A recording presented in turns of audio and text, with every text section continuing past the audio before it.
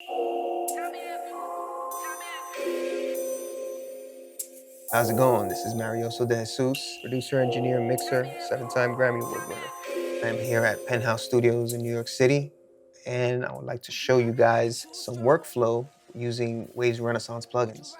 I started using the Renaissance plugins, I believe it was like '04 or '05 around there. For many years, it's been that go-to group of plugins, whether it's the RVox, whether it's been the EQ, and whether it's been the reverb for me and the R bass.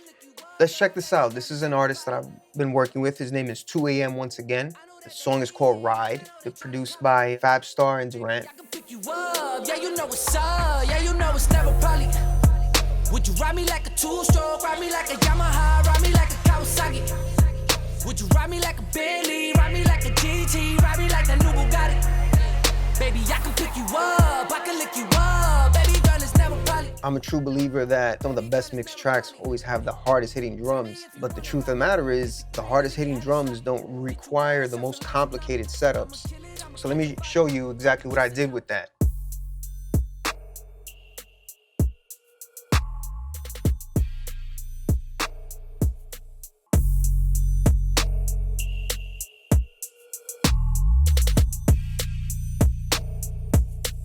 So on my drums, I'm running them through a drum bus. And like many people, I start with my kick drum first. And in this case, I'm actually running the kick drum through a RVox as well as REQ. So I just want to show you how it sounds prior to any kind of processing.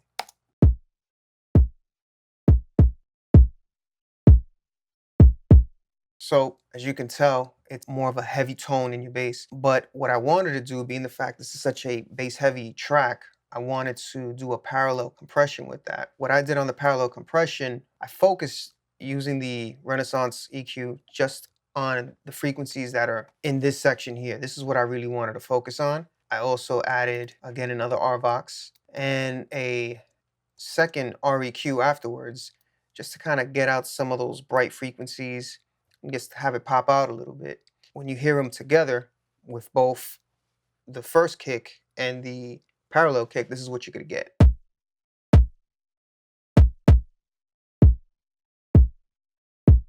Now let's just take a quick look at the snare drum.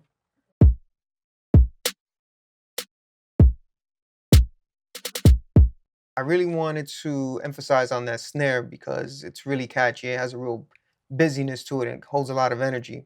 That moves the track. I went with the R channel. I'm using the compressor on it as well as the gate, EQing.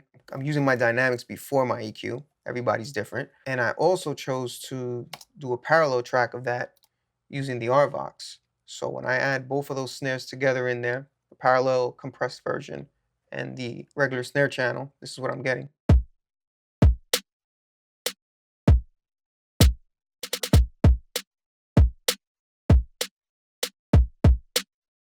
In addition to this, I decided to do a parallel compression on my drum bus, and I'm using the R compressor just on that. So let's listen to the drums without no processing so you guys can hear how it sounds without any parallel compression or anything going on.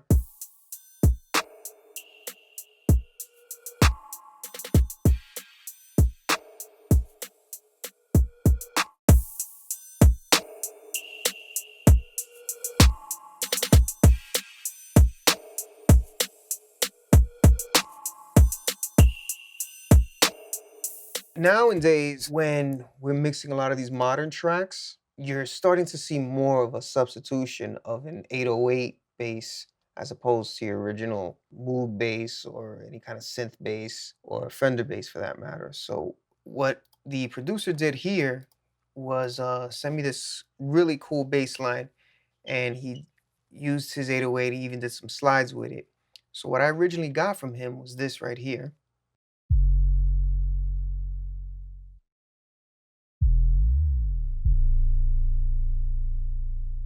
You can hear it's 808, he's doing some slides with it. But what I like to do with my 808s, I like to make them a little bit more punchy. So what I decided to do with the 808 is I decided to add an SSL channel as well as a smack attack.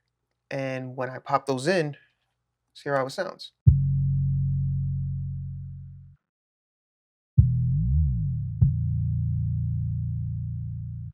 And as you can hear, I'm getting more dynamics out of the 808 as opposed to just its sub and its low end.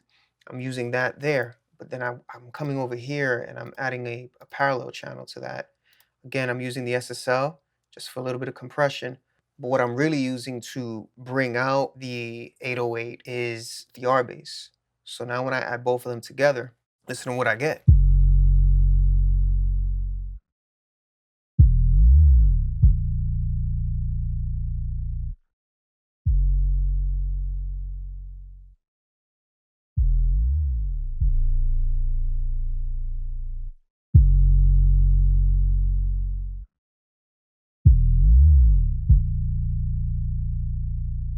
Huge difference. So in addition to that, I'm sending my 808 to a bus, but I'm also using our compressor on that bus. I'm using this more as a side chain. Since it's so bass heavy, I don't want to lose my kick drums. So what I'm using this for is just to make sure my kick drum is sending through here into that side chain and giving me that extra room so it's not eating up too much of the low end. So if you hear it as I play it, you'll hear the kick drum triggering it.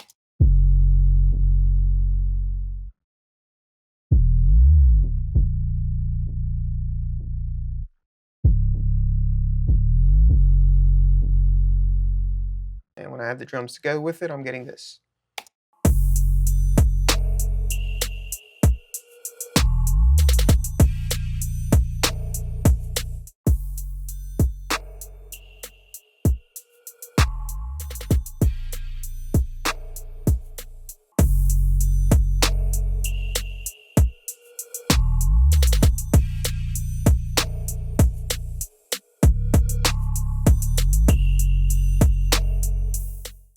I'm also using the R bass on tom hit. I want you to notice though, I'm adding the frequency that I'm using. That frequency is actually in the same key of the song, which is B flat minor. And I'll just play you how the actual tom hit sounded before any kind of processing happened on it. Very lame, not punchy, not in your face at all. First thing I added to that was the R channel. Added that, this is what I got. Also added another SSL channel strip to that. When you hear them together, we're getting, so it's getting more in your face. But when I added the R bass, now you're getting more of a sense, more feel. So when I play them all together, you're gonna hear the transition between the tom fill now, using that R bass and the 808. They kind of just blend together now.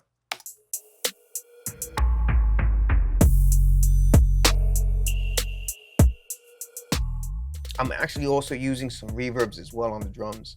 I chose the Renaissance reverbs on this, and I'm actually using two different settings on both. As you can see, I'm using a plate on one, and I'm using a hole on the other. The hole is primarily being used on the tom roll and that tom buildup, and the plate, I'm just pretty much using it across the snares. Let me show you how it sounds without it.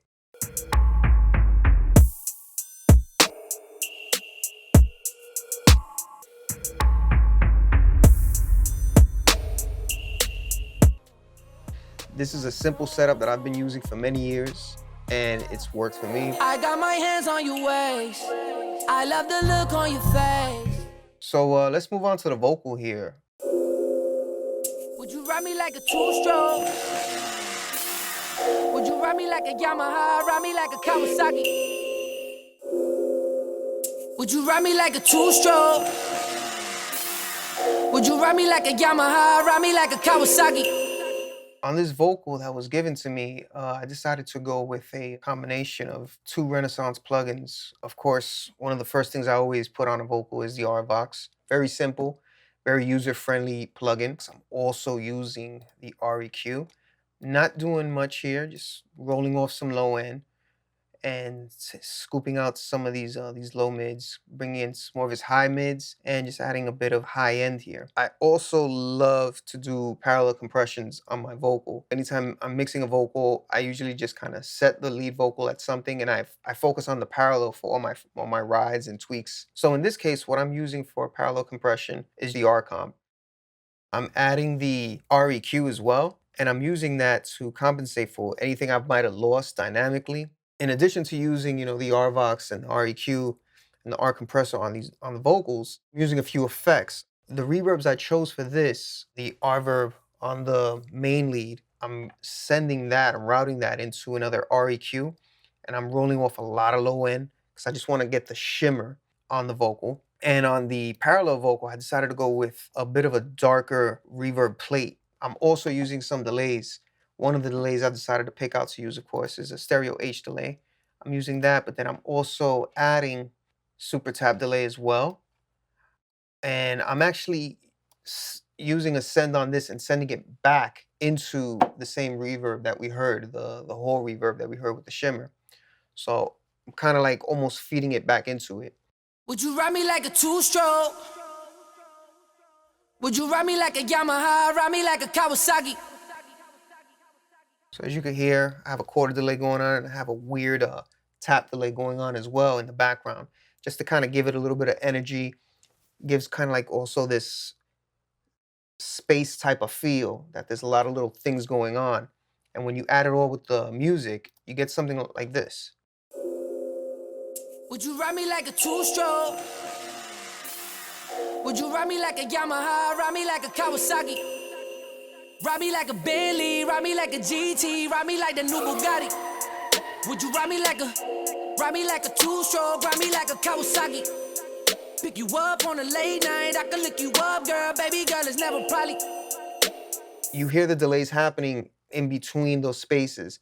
So the reason why I'm choosing to approach it that way is because in those spaces, I like to fill up the vocal just a little bit in between those spaces. So now you have this energy, this consistent energy going on. When he's not singing, you're still feeling that energy, and you have this feel of this is gonna be, something big is coming, something's hyped up, and it gives you that. If I were to play the vocal without no compression, without no EQ, without no effects such as reverbs or delays, this is pretty much what I'm getting. This is what I originally got. Would you ride me like a two-stroke?